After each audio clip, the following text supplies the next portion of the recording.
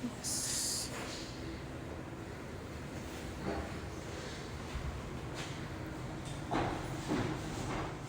YouTube, Malaja here. I know I said I'll keep you guys updated.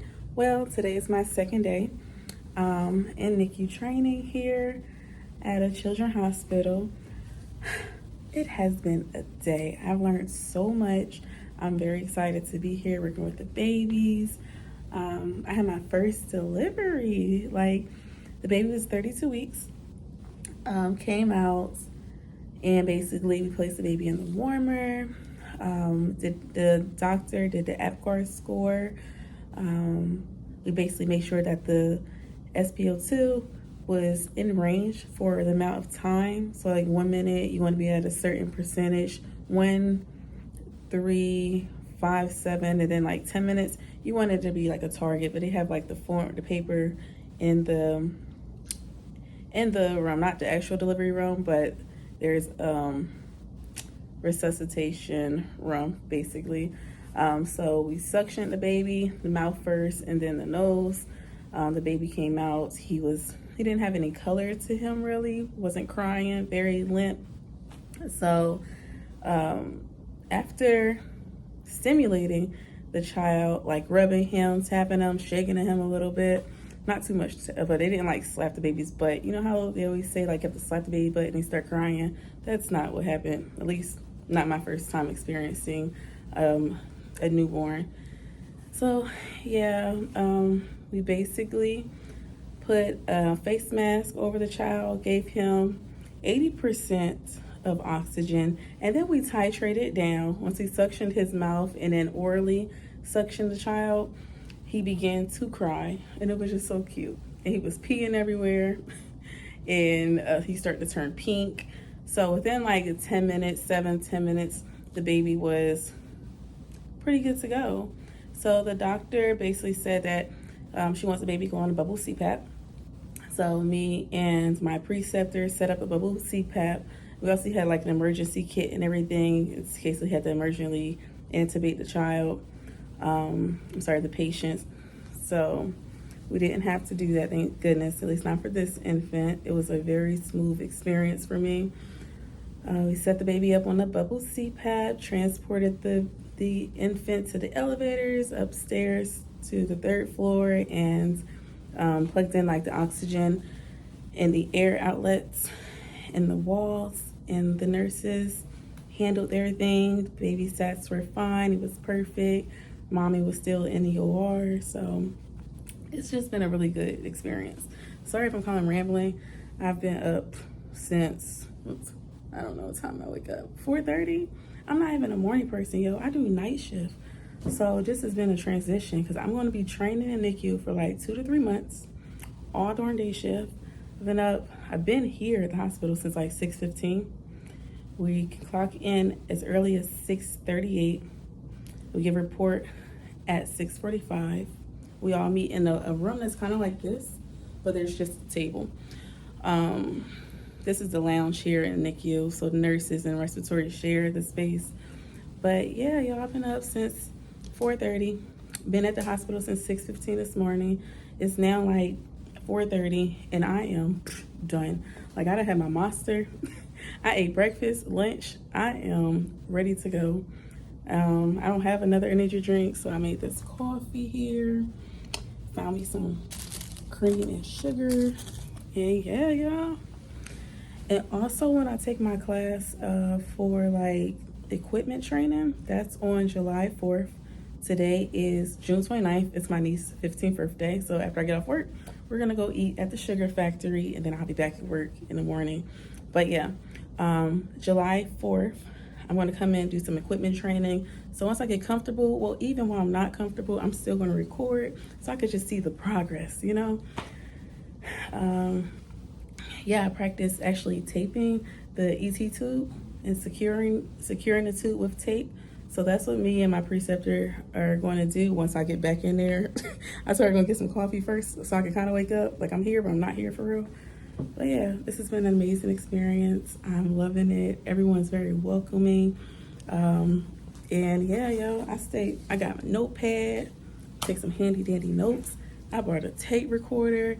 Like, I brought my neonatal and pediatric book from respiratory school. Like, I just wanted to take in as much information as possible so I could be the best therapist for my patients. Like, we're here to activate for these kids and advocate for these kids. I told you I'm here, but I'm not really here. And you know what's crazy? I didn't realize that in NICU, as tiny as the babies are, the parents can actually hold them. You literally have to tape the circuits to the chair, the parent's arm, and to their shoulder, and they have to hold the child for a minimum of an hour. Like, they cannot move for a whole hour while they hold that baby, because it's just so critical. Like, I wouldn't want to pick the baby up. Like, just keep them in a warmer. So yeah, they have to hold the baby. You got to tape everything, and they cannot move. They say parents normally hold the kid for like 2-3 hours. But yeah, I'm going to share my journey with y'all. Right now, I'm going to get back in my department, because I'm pretty sure my preceptor like, where that girl at? I'm here, venting. But yeah, I hope y'all enjoy your day. Have a blessed day. And, you know, that's all I have. Oh, so I'm back like I never left. I can't find any creamer. But I did want to say, like I said, when the baby came out, we did start him off at 80% oxygen, but then we titrated down all the way down to about 23%.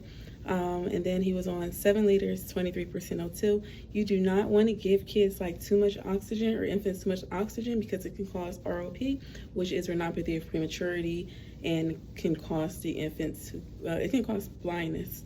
So be very aware of like how much oxygen you're giving an infant. And if you do have to titrate it, like we would take it down. The doctor gave us okay to like start taking it down about 10. I can't even get my thoughts together. 10%, like every 5 minutes or so. Like we would slowly wean it down. So yeah, that's what I forgot to say. But yeah, other than that.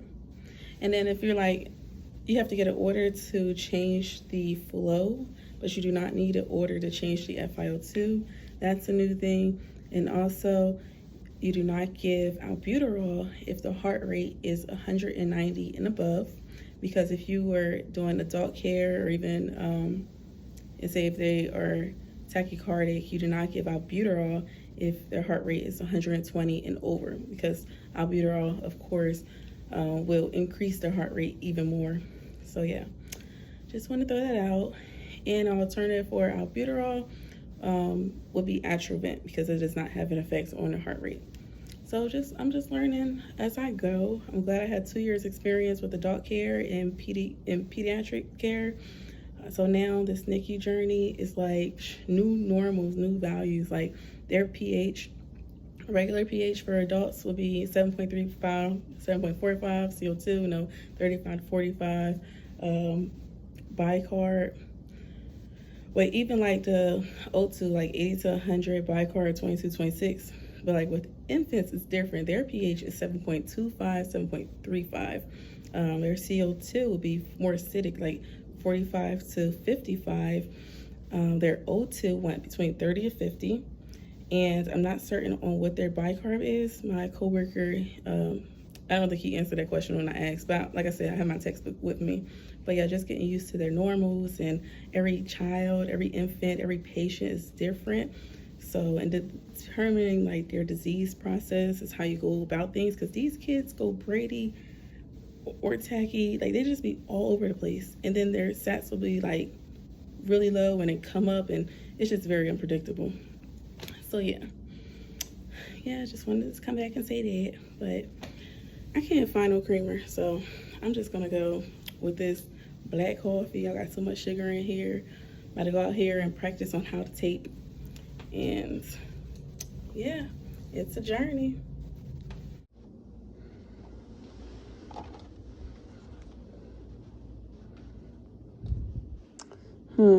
Let's see. Definitely need this, like 3 o'clock in the afternoon.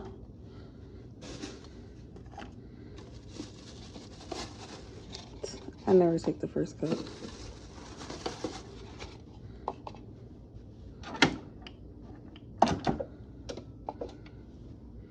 Let's do 4.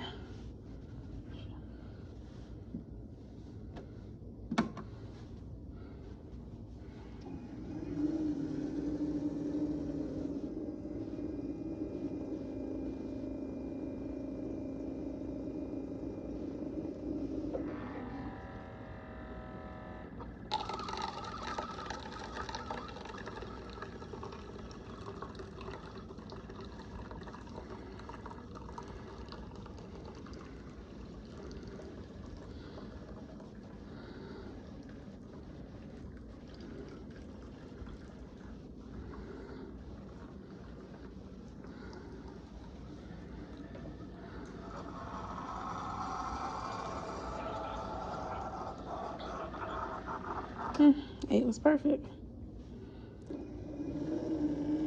Thank you, coin leg.